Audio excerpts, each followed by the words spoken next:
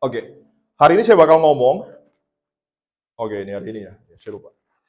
Hari ini saya bakal ngomong tentang kesaksian di dalam roh. Ini agak judulnya kayak ini ya, desainnya kayak film sinetron kayaknya. Saya percaya manusia punya 3 bagian di dalam diri manusia. Kamu yang kamu lihat sekarang, muka kamu yang ganteng atau muka kamu yang biasa aja itu, ya, bukanlah kamu yang sebenarnya. Kaget nggak? Kamu yang sebenarnya adalah roh di dalam kamu. Di dalam kamu ada roh manusia yang suatu hari akan pulang ke surga. Dan roh inilah yang akan menghadap Allah Bapa nanti. Ya, kulit saya hitam di sini, saya semoga manusia roh saya juga nggak hitam. Ya, seenggaknya lebih baik lah ya. Kita adalah manusia roh yang diliputi, diselimuti oleh jiwa atau perasaan atau emosi yang tinggal di dalam daging. Saat kita meninggal, daging akan termakan habis oleh tanah. Ya kalau dikremasi, termakan habis oleh abu. Tapi roh dan jiwa akan datang ke Tuhan. So, ini ngomongin tentang bagaimana Tuhan berkomunikasi dengan kita. Dia nggak berkomunikasi dengan tubuh kamu, dia nggak berkomunikasi dengan your emotion, dia berkomunikasi dengan your spirit, atau roh kamu yang tinggal di dalam kamu. Amin. Lanjut. Saya percaya bagaimana Roh Kudus bersaksi di roh kita, itu adalah cara Tuhan untuk berkomunikasi dengan kita. Amin. Itu adalah cara Tuhan berkomunikasi. Dia menyentuh roh kita. Ada sesuatu, dunia bilang itu intuisi. Dunia bilang itu firasat. Tapi enggak, dia lagi communicate into our real being, our spirit. Ini adalah sedikit trailer dari apa yang diajarkan di Prophetic School. Kita akan ada Prophetic School bulan November, bagaimana how to communicate with God, 2 arah, bagaimana mendengar suara Allah in your spirit. Dan apa yang saya khotbahin ini sepenggal sedikit sekali dari seluruh materi apa yang pernah diajarkan di sekolah prophetic. So, saya percaya kesaksian roh begitu kuat. And then, kita buka ayat ini. Roh itu bersaksi bersama-sama dengan roh kita bahwa kita adalah apa? Anak-anak Allah. Bagaimana kamu tahu? Kamu bisa begitu yakin menjawab saya kalau saya tanya, are you really sure? Apakah kamu benar-benar yakin kalau kamu anak Tuhan? Kamu yakin? Yohanes bilang, barang siapa menerima dia, Yesus Kristus, diberikan apa? Kuasa atau otoritas untuk menjadi anak-anak Allah. Barang siapa percaya kepada dia, jadi anak-anak Allah. Itu ayat yang firman Tuhan tulis. Tapi lagi kita baca itu, kita percaya Yesus, lalu ada kesaksian di dalam batin kita yang terdalam, nggak tahu kenapa, itu nggak bisa digoyahkan oleh apapun. Kita sadar, kita tahu dan tahu, kalau kita anak-anak Allah. Kalau dia Bapa kita. Amin. Nggak bisa digoyahin. Kamu yakin banget, dia Bapa kamu. Kamu yakin banget kamu adalah anak Allah, salah satu dari anak-anak Allah. Kamu dapat keistimewaan tertentu dari Tuhan. Kamu yakin banget sangat tentang itu. Itu yang saya bilang, kenapa kamu bisa yakin? Karena ini, roh itu, Roh Kudus, bersaksi di dalam roh kita, bersama-sama dengan roh kita, bahwa kita adalah, that we are the sons and daughters of the living God. Kita akan baca terjemahan New Living Translation, ngomong ini lebih deep saya rasa. Ya, kita ngomongin pengajaran sebentar. Dalam terjemahan New Living Translations ditulis, for His Spirit, rohnya, Roh Kudus, joins with our spirit to affirm that we are God's children. Ya, silakan penerjemah. Nggak ada penerjemah. Kalau rohnya, joins itu artinya apa? Bergabung. Kalau di Dragon Ball, fusion. You know that ya. Roh Allah dan roh kita apa? Joins. Blend into one. Ya, untuk apa? To affirm apa? Untuk memberi kepastian kalau kita adalah anak-anak Allah. Ini yang namanya kesaksian di dalam roh. Ya. Lagi kita punya itu jadi identitas kita, itu jadi guidance kita, jadi direction, jadi nasihat, jadi tuntunan, bahkan jadi teguran. Saat kita berdosa, saat kita keluar jalur, itu kuat sekali di batin, di nurani kita nggak bisa sangkal itu.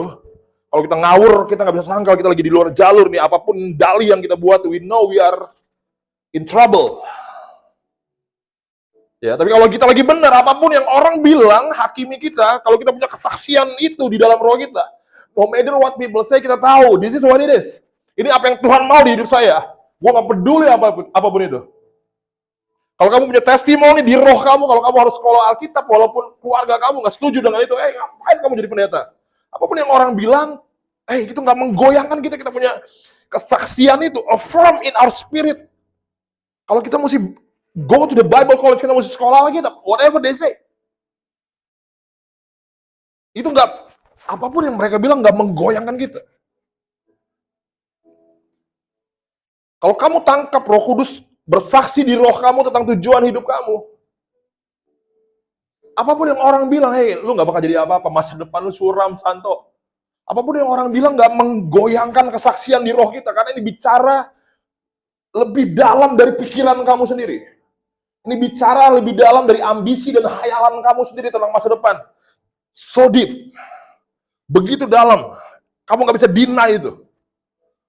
Kamu nggak bisa digoyang oleh apa kata orang. Ini so strong. Ini yang saya bilang kesaksian dalam roh. And it is the way how God's communicate.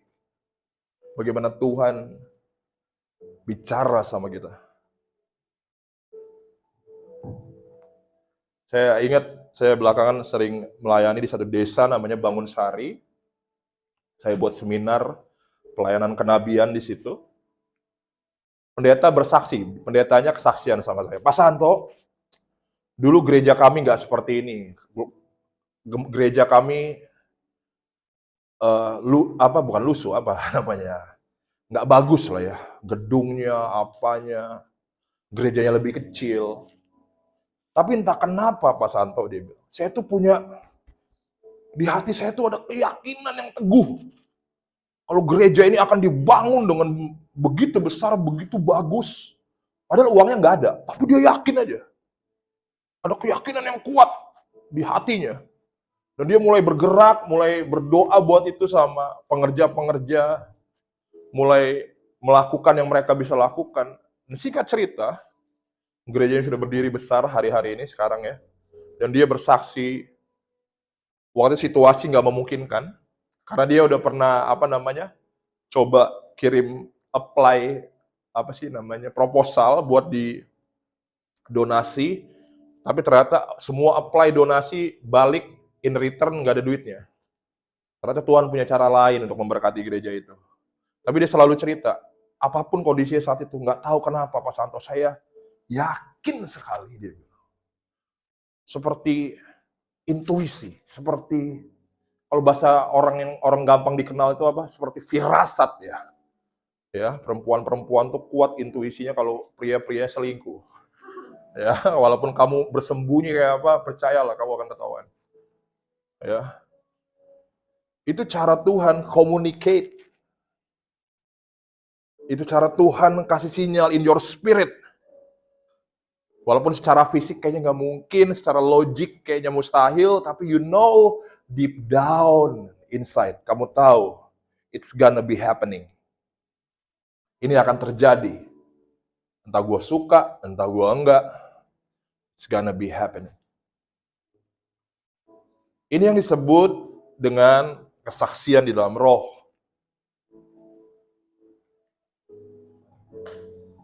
Saya ada beberapa orang yang mengalami ini di Alkitab, tapi akan saya ambil salah satunya. Karena iman, jadi kamu perlu ngerti, kalau kamu yang nggak pernah sekolah minggu, saya perlu kasih tahu, Henok adalah orang yang nggak mengalami kematian. Dia diangkat Tuhan karena dia bergaul karib dengan Allah. Dia dekat banget dengan Tuhan sampai dia nggak perlu mengalami kematian. Tuhan gemes banget sama dia sampai diangkat sama daging-dagingnya ke surga. Hilang. Karena iman, Henok terangkat supaya ia tidak mengalami kematian dan ia tidak ditemukan karena Allah telah mengangkatnya.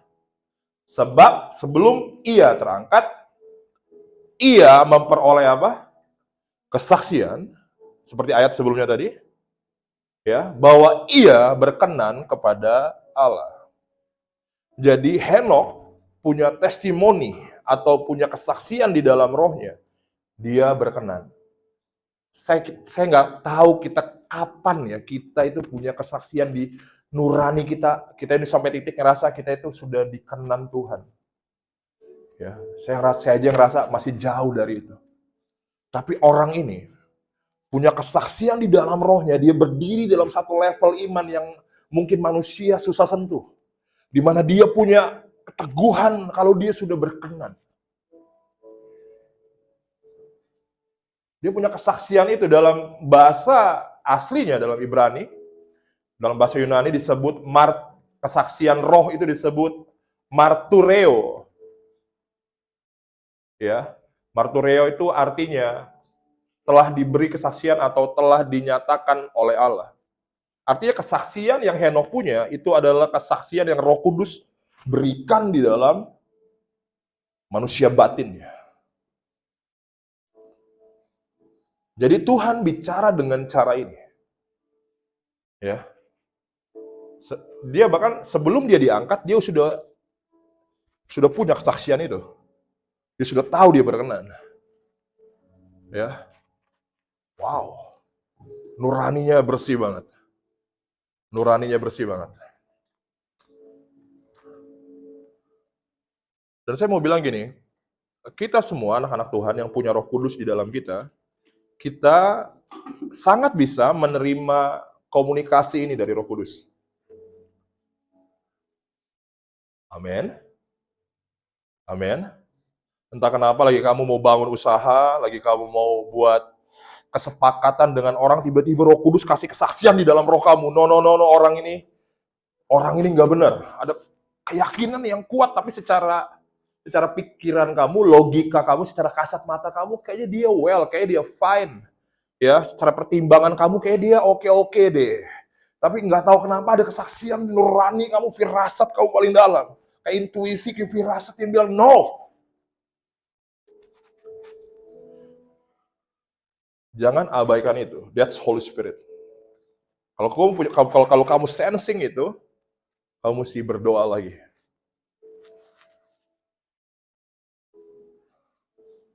Amin. Kamu yang udah jatuh cinta. Aduh, kalau ngelihat kumisnya greget.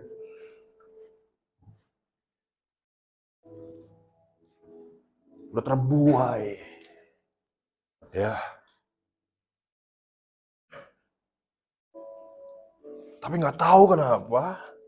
Secara kasat mata dia rajin gereja. Secara pikiran, aduh dia pinter, dia ini, dia itu. Secara kasat mata, all good. Tapi kamu tahu, deep down in your spirit, Holy Spirit bilang, stop. No. Berhenti di situ. Ini cara Tuhan berkomunikasi untuk kasih kita kesaksian in our spirit. Dan kita mesti believe it.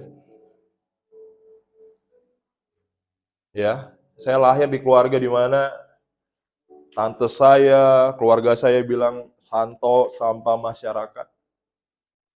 Masa depannya suram. Mereka ngomongin yang enggak soal saya. Nggak tahu kenapa, apapun yang mereka bilang, deep down in my heart, saya tahu saya bakal jadi someone. Saya tahu saya bakal jadi seseorang di depan nanti. Apapun yang keluarga saya diklaim nggak berpengaruh sama saya. Whatever they say, I know I will become someone. Saya bakal jadi seseorang yang gitu, yang punya nilai. Saya nggak akan jadi sampah masyarakat, saya nggak akan jadi seperti yang mereka bilang. Saya punya itu di hati saya punya keyakinan, kesaksian itu. Intuisi, firasat itu. Amin. Dan setiap kita sangat butuh kesaksian roh dalam hidup kita. Amin. Amin. Saya pasti percaya kalau Tuhan bicara lewat Alkitab tertulis, yes, this is the foundation. Alkitab adalah fondasi. Saya sangat percaya kalau Tuhan menggunakan ayat demi ayat di Alkitab untuk bicara sama kita. That's why kita mesti baca Bible. Karena kalau kamu berdoa, itu saatnya kamu bicara ke Tuhan. Saat kamu reading Bible, itu saatnya Tuhan bicara sama kamu. Saya masih percaya kalau setiap kata-kata yang kamu baca di Bible adalah cara Tuhan bicara. Tapi, bagaimana cara kamu mendengar nama istri kamu di masa depan? Nggak ada di Alkitab. Nggak ada nama Santi di Alkitab. Nggak ada nama Loren di situ. Nggak ada nama Yola. Nggak ada nama Feni. But how do you know? Kamu bisa tahu that she's the one yang Tuhan sudah tetapkan buat saya. Bagaimana kamu tahu itu? Bagaimana kamu tahu, hoi, ini kampus yang tepat untuk aku kuliah? Bagaimana kamu tahu kalau opportunity yang terbuka, kesempatan emas yang terbuka itu dari Tuhan atau bukan? Kamu cari di Alkitab, nggak akan ada detail kata-kata itu. Di area ini, kamu butuh kesaksian Roh Kudus yang bicara di dalam roh kamu paling dalam. Amin.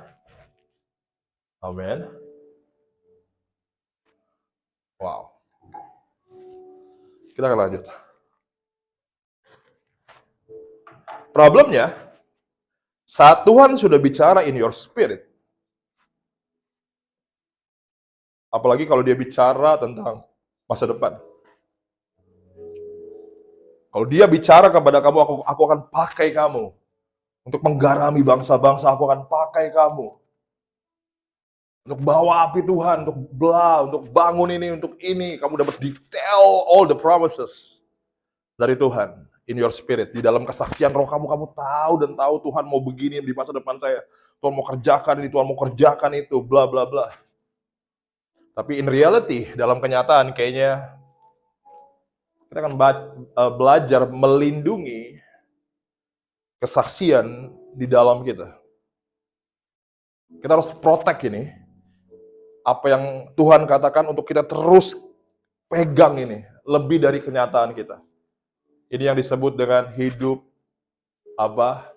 oleh iman. Kita nggak hidup dengan apa yang kita lihat. Kita hidup dengan apa yang kita percaya. Kita akan belajar. Nggak lama kok. Pertama, lagi Tuhan mulai kasih kesaksian roh di dalam hidup kita. Tentang masa depan kita, tentang rencananya dalam hidup kita. Akan selalu ada orang-orang pesimis, orang-orang yang mematahkan impian itu di hidup kamu, selalu. Kamu nggak bisa lari dari ini. Ada orang-orang di sekeliling itu yang akan bilang, Santo, kamu akan gagal jadi pendeta. Saya masih ingat saya dengar perkataan itu dari mantan bos saya sendiri. Saya masih ingat saya telepon mantan bos saya bilang, Big Boss, saya mau quit dari pekerjaan saya hari ini karena saya mau jadi full time ada di kependetaan. Big Boss saya bilang gini, marah dia. Apa-apaan kamu berhenti aja. Dia nggak suka saya berhenti karena dia sayang sama saya. Ya, dia nggak suka saya berhenti. Langsung dia bilang gini, Santo, kamu nggak akan pernah sukses jadi pendeta. Kamu akan gagal jadi pendeta. Itu pertama kali dukungan yang saya dengar. Ya. Itu nggak pernah mempengaruhi saya, karena saya punya kesaksian di dalam roh. Kalau Tuhan panggil saya melakukan ini, dia tahu apa yang dia lakukan. Amin. Amin. Apa yang diperbuatnya, itu Alkitab bilang. Amin. Kita seperti apa? Pohon yang ditanam di tepi aliran air, yang berbuah pada musimnya, yang nggak pernah layu daunnya, apa saja yang diperbuatnya berhasil. Kata big boss saya gagal, kata Alkitab, saya berhasil. Saya punya kesaksian itu di roh saya. Siapa yang saya mau percaya? Ketakutan yang big boss saya katakan atau apa yang Alkitab bilang? Yang ada di dalam rohmu. Amin. Suatu hari Yusuf, Tuhan bicara di dalam rohnya Yusuf lewat mimpi. Tuhan bicara sama Yusuf, Tuhan bilang, Yusuf, aku akan angkat kamu tinggi. Di mana orang-orang, bahkan keluarga kamu harus tunduk menyembah kamu. Dapat mimpi itu, Yusuf cerita ke orang-orang circle satunya, keluarganya sendiri. Dia bilang, katanya kepada mereka, coba dengarkan mimpi yang kuimpikan ini. Tampak kita sedang di ladang mengikat berkas-berkas gandum, lalu bangkitlah berkasku dan tegak berdiri. Kemudian datanglah berkas-berkas kamu sekalian mengelilingi dan sujud menyembah kepada berkasku itu.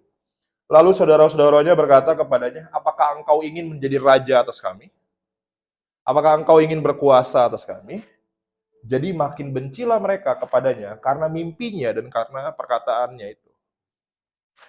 Kamu kebayang gak sih kamu punya circle di mana kamu kasih tahu, suatu hari saya mau jadi orang besar. Suatu hari saya mau jadi pengusaha sukses. Tapi orang-orang yang dengar tuh bilang gini, ih sombong amat sih, gue benci deh lo. Ini bukan circle yang suportif, tapi circle yang nyinyir. Yang gak seneng sama kebahagiaan orang lain. Maka saya mau bilang, kamu mesti hati-hati bagaimana kamu membagikan mimpi yang Tuhan taruh di hati kamu kepada orang lain. Kalau kamu salah bicara, salah bagi mimpi itu ke orang yang tidak tepat, kamu pikir orang itu akan support kamu, ya, no. Mereka akan muak dengar itu, mereka nggak akan seneng, kamu kira dia akan support, dia bilang, wow, luar biasa. Ya mulutnya bisa gitu, tapi hatinya belum tentu. So, kamu mesti ngerti bagaimana kamu bagi mimpi kamu, atau apa yang Tuhan taruh di hati kamu, kepada orang-orang yang kamu tahu, they will support you. Entah kamu di atas, entah kamu di bawah. Amin. Amin. Yusuf, padahal dia pikir ini adalah orang-orang yang tepat, keluarganya sendiri. Tapi enggak, lagi dia bagi kesaksian di hatinya, di batinnya tentang masa depannya. Tiba-tiba mereka bilang, no, ini enggak benar nih, kita benci benar sama orang kayak gini. Ini saudara kandung sendiri, akhirnya apa yang dilakukan? Apa yang dilakukan? Yusuf dibuang ke sumur. Langsung saudara-saudari bilang ke bapaknya kalau adik kami yang paling bungsu telah mati. Kebayang nggak punya orang kayak gitu? Artinya lagi kita punya dreams atau punya kesaksian di dalam hati kita tentang apa yang Tuhan mau kerjakan di depan. Kita mesti lindungi itu. Walaupun lagi kita ngomong tentang itu, kita bagi visi kita, tujuan hidup kita, apa yang Tuhan kerjakan di hidup kita. Orang-orang nggak percaya, orang-orang nyinyir, orang-orang jelekin kita.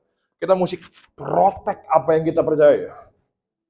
Itu yang Nabi Nuh lakukan saat Tuhan bangun Batra. Orang-orang nyinyir tentang itu, orang-orang jelekin dia, orang coba buat dia down, tapi dia terus keep apa yang dia punya di rohnya. Tunggu aja lo sampai hujan turun, selesai lo orang. Dan betul, orang-orang itu menyesal saat hujan turun. So kita mesti belajar to protect kesaksian di dalam batin kita dari orang-orang yang salah. Amin. Amin. Jauhi toxic circle, orang-orang yang negatif, jauhi mereka. Orang-orang yang gak support kamu, orang-orang yang bermuka dua, orang-orang seperti itu. Cari orang-orang yang tulus. Mungkin circle kamu akan small, but itu bagus. Lebih baik dengan orang-orang yang small tapi tulus, mengasihi kamu, support kamu, entah kamu down, entah kamu up, daripada dengan orang-orang kamu punya orang-orang banyak yang kayaknya padahal mereka nggak benar-benar bersama dengan kamu. Amin. Lalu, lagi kamu punya kesaksian itu di dalam kamu,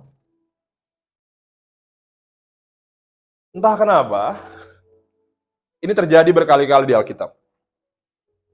Tuhan ngomong Yusuf, dia bakal jadi pembesar. Tapi dia malah jadi budak. Daud bakal jadi raja, malah pengen dibunuh. Jadi raja malah jadi buronan. Setiap Tuhan bicara something, entah kenapa, Tuhan gak langsung bawa kamu ke arah yang dituju, tapi dia akan bawa kamu ke arah yang lain. Semakin kamu jauh dari tujuan itu, semakin kamu dekat.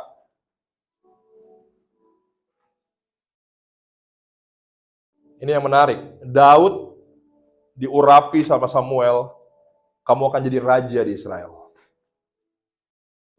Dan saya baca ini, nggak masuk akal, karena pasal 18, Daud dikasih Mikal. Mikal itu anak raja. Princess ini. Kawinin Mikal. Mikal ini anakku, Daud jadi mantunya raja. Pasal 18 loh.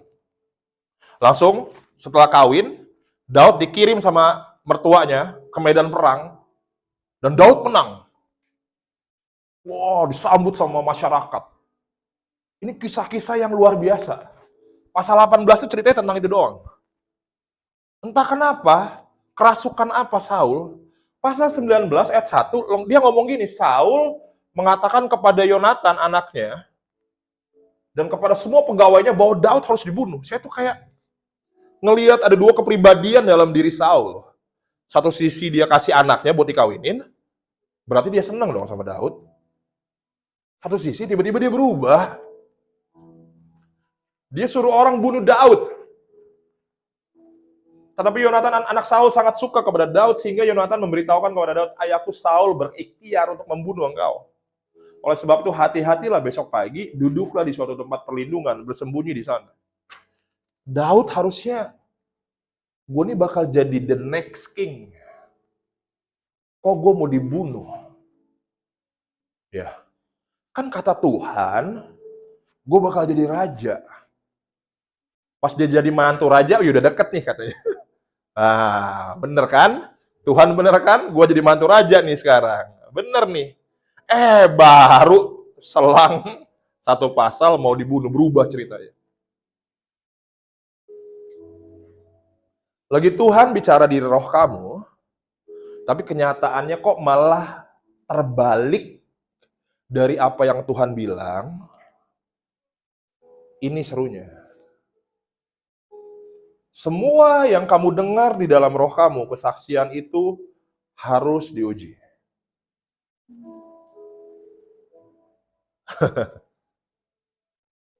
Katanya Tuhan mau jadiin aku pengusaha sukses. Aku yakin banget kok, Santo. Aku nggak tahu kenapa aku kalau doa itu, aku tuh yakin aku tuh bakal jadi pengusaha sukses. Terus gimana dagang? 3 bulan ini minus kok. Kenyataannya berbalik dari apa yang Tuhan mau ajarin di sini. Apakah kamu akan terus percaya tentang apa itu yang Tuhan bilang? Atau kamu mau percaya dengan realita? Ini tes yang sulit. Tes yang sulit. Tapi kita mesti belajar berpegang, melindungi apa yang Tuhan katakan dalam kesaksian roh kita. Keep it. Pegang. Pegang. Daud pegang itu terus. Dia pegang terus. Sampai suatu hari, dia lagi nyumput, karena dia buronan, dia nyumput di goa sama temannya. Lagi dia nyumput, dikejar-kejar Saul, dia nyumput takut dibunuh. Tiba-tiba nggak sengaja Saul lewat goa itu. Perutnya mules. Nggak tahu di dalam goa, ada Daud yang lagi tutup hidung. Langsung temannya Daud bilang, sikat aja nih. Tusuk aja langsung. Tapas aja langsung. Hidung terus sambil ngomong sambil hidung. Lagi nongol, sikat aja. Di goa kan. Langsung Daud jawab gini, jangan usik orang yang diurapi Tuhan. Jangan ganggu. Yang Daud lakukan, dia pelan-pelan, dia ambil ada jubah yang panjang, sobek dikit sama Daud.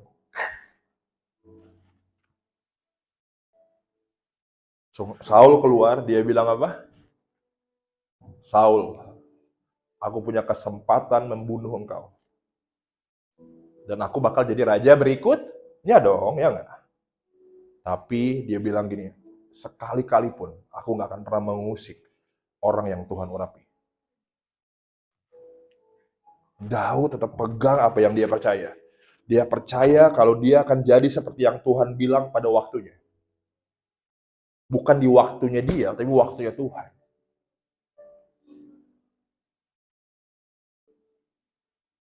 Padahal dia punya waktu itu sebenarnya. Kalau dia langsung jadi raja dia. Tapi dia nggak mau, dia tahu waktunya Tuhan adalah waktu yang terbaik. Dari kamu Tuhan taruh itu di dalam roh kamu. You have to be believing. Kamu harus percaya itu. Kalau semua yang dia katakan akan terjadi pada waktunya Tuhan. Amin. Amin. Amin. Penting menangkap kesaksian di dalam roh kita tentang apa yang Tuhan katakan tentang kita. Yang terakhir.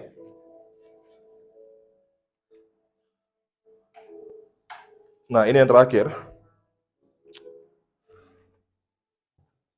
Kalau tadi tantangannya itu dari luar. Tantangannya itu orang-orang sekeliling kamu. Bisa membunuh visi Tuhan di kamu. Kenyataan kamu yang berseberangan dengan janji Tuhan di dalam roh kamu. Yang terakhir, tantangannya adalah mulutmu sendiri. Saya nggak bakal baca satu pasal, tapi di Lukas 1, 13, 18, 20, ini bicara tentang ada imam Tuhan namanya Zakaria dan istrinya bernama Elizabeth. Mereka adalah hamba Tuhan yang mandul, yang nggak punya anak cukup lama. Suatu hari malaikat muncul di hadapan Zakaria, dia bilang, Zakaria, kamu akan punya anak. Ya, anak itu akan bernama Yohanes dan bla bla bla. Situ ayat 13. Malaikat itu berkata kepada, jangan takut hai Zakaria, sebab doamu telah dikabulkan dan Elizabeth istrimu akan melahirkan seorang anak laki-laki bagimu. Dan haruslah engkau menama dia Yohanes. Lalu kata Zakaria kepada malaikat itu, bagaimana aku tahu bahwa hal ini akan terjadi? Sebab aku sudah tua dan istriku sudah lanjut umurnya. So, ayat 20 dibilang, sesungguhnya engkau akan, karena dia nggak percaya, Zakaria nggak percaya apa yang Tuhan mau kerjakan bagi mereka. Bagaimana mungkin? Nggak mungkin. Ayat 20, malaikat bilang gini, sesungguhnya engkau akan jadi bisu dan nggak bisa berkata-kata sampai kepada hari di mana semuanya ini terjadi. Yaitu apa? Sampai momen di mana istrinya hamil. Maksudnya sampai momen di mana anak dilahirkan, sorry. Karena engkau tidak percaya akan perkataanku yang akan nyata kebenarannya pada waktunya. Semua yang Tuhan janjikan ada waktunya. Malaikat mesti tutup mulut Zakaria, karena mulutnya kalau dia terus bilang dia nggak percaya itu, nggak mungkin, itu bisa menggagalkan apa yang Tuhan taruh di dalam diri Elizabeth. Kamu tahu nggak apa yang Tuhan taruh di rohmu bisa batal cuman gara-gara congor.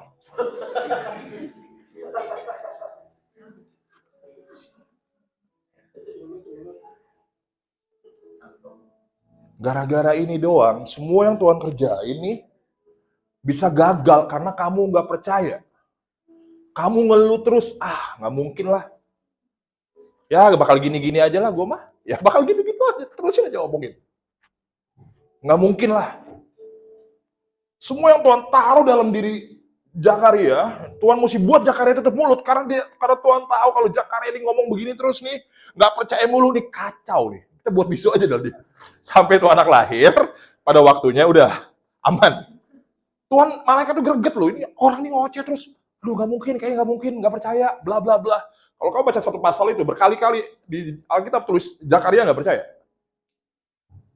Sampai Tuhan mesti, diam si boy gitu. Karena mulutnya bisa menggagalkan apa yang Tuhan mau kerjakan dalam hidup mereka. Nah, kalau kamu punya kesaksian dalam roh, lindungi itu dengan cara apa? Jaga mulut, percaya dengan apa yang di sini. Berhati-hati dengan di sini. Kita mah gini-gini aja lah. Jangan pernah ngomongin. Kalau kamu ngomongin begitu, kamu lagi ngecilin Tuhan yang besar di dalam kamu. Jangan, kunci mulut. Ya. Firman Tuhan bilang, hidup dan mati, Amsal 18:21, dikuasai barang siapa menggemakannya, makan buahnya. Lagi kita punya kesaksian di dalam roh kita, perkatakan itu. Perkatakan. Tuhan bilang, Tor begini, Tuhan bilang, apapun yang orang bilang tentang gereja ini, kita percaya apa yang Tuhan bilang. Nggak peduli mereka mau nongkrong, mau ngomongin kita jelek-jelek. Ini yang Tuhan bilang. Apa yang lu bilang tentang Tor nggak bakal mengubah apa-apa. Tapi apa yang Tuhan bilang, akan terjadi pada waktu kita bisa pilih, kita mau ngomong apa. Mulut kamu punya kuasa, jaga apa yang kamu bilang. Gue mah gini-gini, gue bokeh. Bokeh terus kamu. Omongin aja terus bokeh.